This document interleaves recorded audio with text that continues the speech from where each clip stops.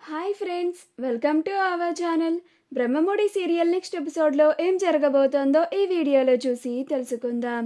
గుండెపోటుతో పడిపోయిన ఇందిరాదేవి అసలేం జరిగింది అని తెలుసుకోవడానికి ఈ వీడియోని స్కిప్ చేయకుండా ఎండ్ వరకు చూసేయండి. కావ్య అపర్ణ దగ్గరికి వెళ్ళి తన మొరని పెట్టుకుంటూ ఉంటుంది. అత్తయ్య గారు, అందరికీ లక్షల్లోనే అవసరం ఉంది. వాళ్ళందరికీ ఇలా ఇస్తూ పోతూ ఉంటే వాళ్ళు ఒక్క రోజులోనే ఆ ఇనుప డబ్బాని ఖాళీ చేసేలాగా ఉన్నారు అని అంటుంది. అప్పుడు అపర్ణ అప్పుడు ఇవ్వను అని చెప్పేసే అని అంటుంది. అప్పుడు కావ్య ఇవ్వకపోతే నన్ను ఎన్నెన్నో మాటలు అంటున్నారు అత్తయ్య గారు, కోపాలు వస్తున్నాయి అని అంటుంది. అప్పుడు అపర్ణ డబ్బులు ఇవ్వకపోతే ఎవరు నిన్ననేది అని అంటుంది. అప్పుడు కావ్య ఇంకెవరున్నారు ఈ ఇంట్లో నన్ను అనడానికి, చిన్నత్తయ్య గారు అని అంటుంది. అప్పుడు అపర్ణ ఏంటంట, ఏమంటుంది అని అంటుంది.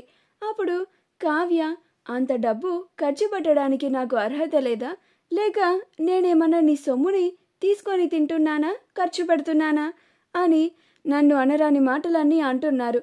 ఆవిడతో ఎందుకు వచ్చిన గోలలే అని నేను డబ్బులు ఇస్తున్నాను. ఈ రుద్రాణి గారు, రాహుల్ వీళ్ళిద్దరూ ఆవిడ పేరు చెప్పుకొని నా దగ్గర లక్షలు తీసుకుంటున్నారు అని అంటుంది. అప్పుడు అపర్ణ ఈసారి నుంచి నీ దగ్గరికి ఎవరైనా డబ్బు అడగడానికి వస్తే వారి దగ్గర నువ్వు సరైన కారణాన్ని తెలుసుకున్న తరువాతే నువ్వు వాళ్ళ చేతిలో డబ్బుని పెట్టు. అప్పుడు వాళ్ళు నీ దగ్గరికి వచ్చి ఎంత పడితే అంత అడగడానికి భయపడతారు. ఎంత అవసరం ఉందో అంత మాత్రమే తీసుకొని వెళ్తారు అని అంటుంది. అప్పుడు కావ్య నేను అలా అడిగినందుకే నీకు చెప్పాల్సినంత అవసరం లేదు మాకు అని అన్నారు అత్తయ్య గారు అని అంటుంది. అప్పుడు అపర్ణ అలా అన్న వాళ్ళని నా దగ్గరికి పంపించు, అప్పుడు నేను చూసుకుంటాను. అంతేకాని ఇలా బాధ్యత అప్పగించిన ఒక్క రోజుకే నువ్వు ఇలా భయపడిపోయి నా దగ్గరికి వచ్చేస్తే ఎలా కావ్య అని అంటుంది. అప్పుడు కావ్య అది కాదు అత్తయ్య గారు, దయచేసి నా బాధని అర్థం చేసుకోండి. ఈ బాధ్యతని నేను మోయలేకపోతున్నాను. నాకు చాలా బరువుగా ఉంది. నా నెత్తి మీద ఒక బండరాయిని వేసినంత బరువుగా అనిపిస్తోంది నాకు. ఇప్పుడు మీ చేతుల్లో ఆ తాళాలను పెట్టేశాక నాకు చాలా తేలికగా అనిపిస్తోంది అని అంటుంది. అప్పుడు అపర్ణ నువ్వు నాకు ఎన్నైనా చెప్పు కావ్య, నేను మాత్రం నీ మాట అస్సలు వినేదే లేదు. ఈ బాధ్యత మా అత్తామామలు ఇద్దరు నిర్ణయం మీద నీ చేతిలో పెట్టాను అని అంటుంది. అప్పుడు కావ్య సరేలేండి అత్తయ్య గారు, మీరు కూడా నా మొరని ఎంత చెప్పుకున్నా నా మాటని మీరు పట్టించుకోవడం లేదు, నా బాధని అర్థం చేసుకోవడానికి కూడా ప్రయత్నించడం లేదు అని సైలెంట్గా చిన్నబుచ్చుకొని వెళ్ళిపోవడానికి ప్రయత్నిస్తూ ఉంటుంది. అప్పుడు అపర్ణ చూడు కోడలు పిల్ల, నువ్వు ఎంతో సమర్థవంతరాలివి, చాలా తెలివిగలదానివి, నీకు ఏదైనా చేయగల సత్తా ఉంది. అలాంటిది నువ్వు ఇలా భయపడుకుంటూ నేను ఇది చేయలేకపోతున్నానని నా దగ్గరకు వస్తే నాకెలా అనిపిస్తుంది చెప్పు. నువ్వు ధైర్యంగా ఎలాంటి సమస్యనైనా ఎదుర్కోవాలి కావ్య. ముందు ముందు ఇలాంటివి చాలా వస్తాయి. వాటిని నువ్వు నీ తెలివితేటలతోనే వాటిని దాటుకుంటూ రావాలి అని అంటుంది. అప్పుడు కావ్య సర్లేండి అత్తయ్య, మీరు నన్ను బుజ్జగించడానికే చూస్తున్నారు. ఎంతసేపటికి మీరు నాకు సర్ది చెప్తున్నారు, అంతేకాని నా దగ్గర నుంచి ఈ బాధ్యతని తిరిగి మీ దగ్గరికి తీసుకోవడం లేదు అని నేను వెళ్ళొస్తాను అని అక్కడి నుంచి వెళ్ళిపోతుంది. మరుసటి రోజు ఎప్పటిలాగానే అందరూ ఉదయాన్నే లేచి రెడీ అయ్యి హాల్లోకి వచ్చి కూర్చుంటారు. అలా ఎవరి పని వాళ్ళు చూసుకుంటూ ఉంటారు. అప్పుడే బ్యాంక్ ఆఫీసర్స్ ఇంటికి వస్తారు. అప్పుడు సుభాష్ ఎవరండి మీరు ఇలా సరాసరి ఇంట్లోకి వచ్చేస్తున్నారు అని అంటాడు. అప్పుడు ఆ బ్యాంక్ ఆఫీసర్స్ మేము బ్యాంక్ నుంచి వస్తున్నామండి, మీ నాన్నగారు ఇలా వాళ్ళ ఫ్రెండ్ గారికి 100 కోట్ల షూరిటీ సంతకం పెట్టారు అని అంటారు. అప్పుడు అందరూ ఆ మాట విని ఆశ్చర్యపోతారు. ఏంటి 100 కోట్ల అని వాళ్ళ గుండెల్ని పట్టుకుంటారు. అప్పుడు ఇందిరాదేవి ఆశ్చర్యపోయి చూస్తూ ఉంటుంది. ఈలోగా రాజ్ వాళ్ళ దగ్గరికి వచ్చి, మీరు ఆఫీస్కి వస్తే వారం రోజులు గడువు తీసుకున్నాను కదా మీ దగ్గర, ఇలా ఇంటికి వచ్చేసారేంటి అని అంటాడు.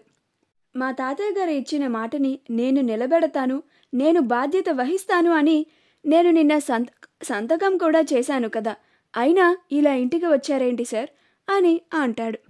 అప్పుడు ఆఫీసర్స్, అవును సార్, మీరు బాండ్ పైన సంతకం కూడా చేశారు, కానీ ఇప్పుడు మీ ఆస్తి అంతా మీ ఆవిడ పేరు మీద ఉంది అంట కదా, మీ పేరు మీద లేదు అంట కదా, మీరు ఆ 100 కోట్లని కట్టలేకపోతే ఈ ఆస్తిని జప్తు చేస్తాం. ఈ ఆస్తి ఇప్పుడు మీ వైఫ్ పేరు మీద ఉంది కాబట్టి అందుకే ఆవిడని అడగడానికే ఇక్కడికి వచ్చా అని అంటారు. అప్పుడు రుద్రాని, నిజంగానే రాజు 100 కోట్లు ఎక్కడి నుంచి తీసుకొని వచ్చి కడతాడు? రాజా 100 కోట్లు కట్టలేకపోతే ఆస్తిని జప్తు చేస్తామంటున్నారు. అప్పుడు నాకు రావాల్సిన వాటా నాకు రాదు. ఇలా జరగనివ్వకుండా నేను ముందే జాగ్రత్త పడాలి అని అనుకుని నేను దీనికి ఒప్పుకోను అని అంటుంది. అప్పుడు ఇందిరాదేవి 100 రూపాయలైనా 100 కోట్లైనా సరే నా భర్త మాట ఇస్తే ఇచ్చి తీరాల్సిందే, లేకపోతే నా భర్త ఇచ్చిన మాటని తప్పిన వాళ్ళమవుతాం. ఇదంతా ఆయన కష్టార్జితం, ఆయన డబ్బు, ఆయన ఇష్టం, ఏమైనా చేసుకుంటారు అని అంటుంది. అప్పుడు రుద్రాని, అలా అని 100 కోట్లు కట్టేస్తావా అమ్మా అని అంటుంది. అప్పుడు ధాన్యలక్ష్మి, నేను కూడా దీనికి ఒప్పుకోను అత్తయ్య గారు, ఎలాగైనా కోర్టుకి వెళ్ళైనా సరే నాకు రావాల్సిన వాటాని నేను తెచ్చుకుంటాను అని అంటుంది. అప్పుడు రుద్రాని, ఆ 100 కోట్లు కట్టుకోవాలి అని అనుకుంటే మీ ఆస్తి వాటాల్లో నుంచి తీసుకొని కట్టుకోండి, మా ఆస్తి వాటాలు మాకు ఇచ్చేయండి అని అంటుంది.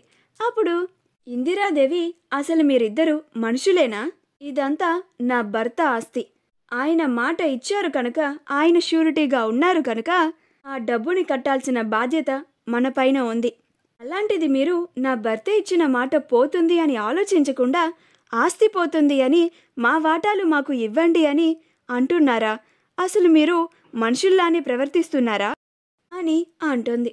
అప్పుడు ధాన్యలక్ష్మి, మా వాటా మాకు రావడానికి మేం ఏం చేయడానికైనా సిద్ధంగా ఉన్నాం అత్తయ్య గారు, నేరుగా మావయ్య గారిపైనే కేసుని ఫైల్ చేస్తాను అని అంటుంది.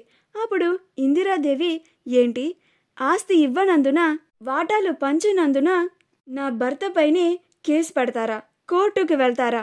నేను ఇది తట్టుకోలేకపోతున్నాను అని తన గుండెని పట్టుకొని పడిపోతూ ఉంటుంది. అలా ఇందిరాదేవికి గుండెపోటు వస్తుంది. అప్పుడు అందరూ కంగారు పడిపోతారు, ఇందిరాదేవిని పట్టుకుంటారు. వెంటనే ఆవిడని హాస్పిటల్కి తీసుకెళ్తారు. మా వీడియో కనుక మీకు నచ్చినట్లయితే లైక్ చేయండి, షేర్ చేయండి, మా ఛానల్ని సబ్స్క్రైబ్ చేసుకోండి, పక్కనే ఉన్న బెల్ ఐకాన్ని క్లిక్ చేయడం మాత్రం మర్చిపోకండి.